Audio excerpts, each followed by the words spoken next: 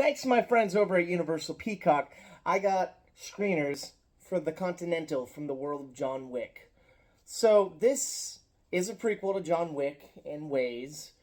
I'm just going to talk about night one right now. Pretty much, we meet a young Winston, the character that manages the Continental in the John Wick films, played by Ian McShane. I believe that's his name.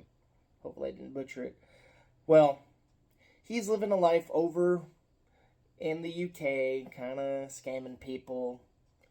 And then he is taken against his will to New York, to the Continental.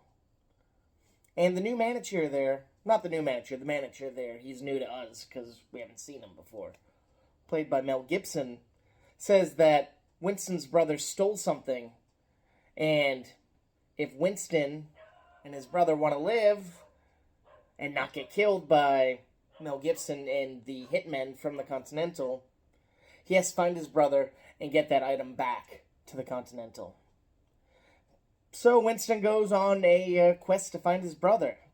He hasn't seen his brother in a while. They both took different paths in lives. There's not much going on at the Continental or about the Continental. So to call it the Continental, a little bit baffling, but I get they want some name recognition, some brand recognition. But here's what I like about it. It looks gritty. The opening and closing sequences feel like you're in the 70s, which it takes place in the 70s. And it has that gritty feel of the 70s to it. It looks like the 70s, beautifully done. The soundtrack is funky and hip and pop for the time period.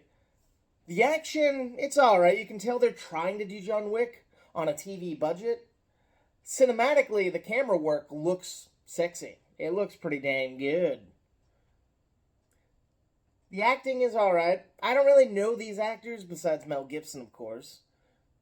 Overall, it's an intriguing beginning.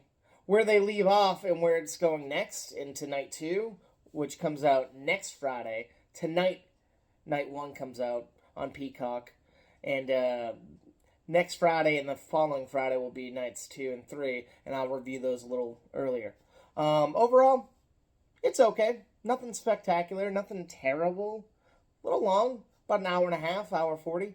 Hey, if you like movies, you like reviews, if you like movie review podcasts, check out my movie review podcast, Movie Toast News and Reviews, available wherever you get your podcast. Thank you, and please stay toasty.